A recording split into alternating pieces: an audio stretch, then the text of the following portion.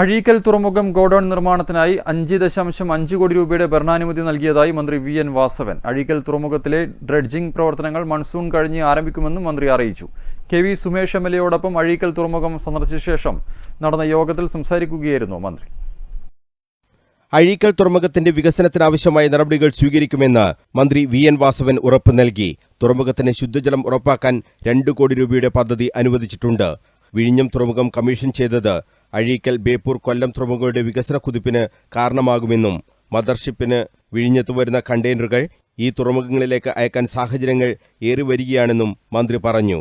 ഇതിനുവേണ്ടിയുള്ള dredging പോലുള്ള അടിസ്ഥാന വികസന പ്രവർത്തനങ്ങൾ ഉടൻ നടത്തുമെന്നും മന്ത്രി അറിയിച്ചു.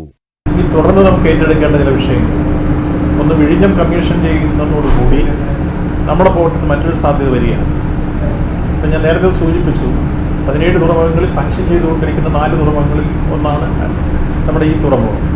അപ്പോൾ ഈ തുറമുഖത്തിനെ കൂടി ബന്ധിപ്പിക്കും. നമ്മുടെ വിഴിഞ്ഞത്തിനുള്ള സവിശേഷത, വിഴിഞ്ഞം പോർട്ട് ഒരു ട്രാൻസ്ഷിപ്മെൻറ്റ് കണ്ടെയ്നർ പോർട്ടാണ്. എന്നുവെച്ചാൽ അവിടെ പ്രധാനമായി മദർഷിപ്പുകൾ വന്നു കഴിഞ്ഞാൽ ഇന്ത്യയുടെ നാനാഭാഗത്തുള്ള മറ്റ് തുറമുഖങ്ങളിലേക്ക് ചരക്ക് കണ്ടെയ്നർ അയക്കുന്ന പ്രവർത്തനങ്ങളാണ് പ്രധാനമായി നടക്കുക. നമ്മുടെ സംസ്ഥാനത്ത് തന്നെ ടൂറിസവുമായി ലിങ്ക് ചെയ്ത് ക്രൂയിസ് ഷിപ്പ് നമ്മൾ പ്രധാനമായി പ്രവർത്തിപ്പിക്കാൻ ആവശ്യമായ കാര്യങ്ങൾ ആലോചിച്ചിട്ടുണ്ട്. അതിൽ തുറമുഖം എന്ന രൂപത്തിൽ നമ്മൾ അഴീക്കലിനെയും ബന്ധിപ്പിച്ച് ബേപ്പൂരും അതുപോലെ കൊച്ചിയും കൊല്ലവും വിഴിഞ്ഞവുമെല്ലാം കേന്ദ്രീകരിച്ചാണ് അത് ആലോചിക്കുന്നത്. ടൂറിസം വികസനത്തിന്റെ ഭാഗമായി ക്രൂയിസ് ഷിപ്പ് സർവീസ് വിഴിഞ്ഞം, കൊല്ലം, കൊച്ചി, ബേപ്പൂർ, അഴീക്കൽ എന്നിവയെ ബന്ധിപ്പിച്ച് തുടങ്ങാൻ വേണ്ടിയുള്ള നടപടിക്രമങ്ങൾ പുരോഗമിച്ചു വരികയാണെന്നും മന്ത്രി വ്യക്തമാക്കി. കൊച്ചിയിൽ നിന്ന് ദുബായിലേക്ക് 1200 പേർക്ക് യാത്ര ചെയ്യാൻ സാധിക്കുന്ന രീതിയിലേക്ക് കപ്പൽ യാത്രാ സംവിധാനം ഏർപ്പെടുത്തുന്നതിനുള്ള നടപടികളും പുരോഗമിക്കുന്നുണ്ട്. ഭാവിയിൽ ഇത്തരം സർവീസുകൾ ബേപ്പൂർ പോലുള്ള തുറമുഖങ്ങളുമായി ബന്ധിപ്പിക്കാൻ സാധിക്കുന്ന തരത്തിലുള്ള പ്രവർത്തനങ്ങൾ ഉണ്ടാക്കുമെന്നും മന്ത്രി അറിയിച്ചു.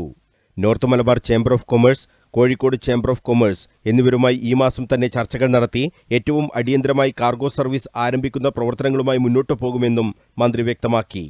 അഴീക്കൽ തുറമുഖത്തിന്റെ പശ്ചാത്തല വികസനത്തിനു വേണ്ടിയുള്ള പ്രവർത്തനങ്ങൾ ഈ മാസം കൂടുന്ന മാരിടൈം ബോർഡിന്റെ മീറ്റിംഗിൽ കെ.വി. സുമേഷ് എം.എൽ.എയെ കൂടി ഉൾപ്പെടുത്തി ചർച്ച ചെയ്യുമെന്നും മന്ത്രി ഉറപ്പ് നൽകി. കെ.വി. സുമേഷ് എം.എൽ.എക്കൊപ്പം അഴീക്കൽ തുറമുഖം സന്ദർശിച്ച ശേഷം നടന്ന യോഗത്തിൽ സംസാരിക്കുകയായിരുന്നു മന്ത്രി. മുൻ MLA M. Prakashan master, Azhikode panchayat president K. Ajeesh, maritime board CEO Shine A. Haq, port officer T. Deepan Kumar, north Malabar chamber of commerce president T. K. Ramesh Kumar, വിവിധ ഉദ്യോഗസ്ഥർ, ജനപ്രതിനിധികൾ എന്നിവർക്കൊപ്പമാണ് മന്ത്രി തുറമുഖം സന്ദർശിച്ചത്. തുറമുഖ വകുപ്പ് മന്ത്രിയായി ചുമതലയേറ്റ ശേഷം ആദ്യമായാണ് മന്ത്രി അഴീക്കൽ പോർട്ടിൽ എത്തിയത്. News bureau, Kannur.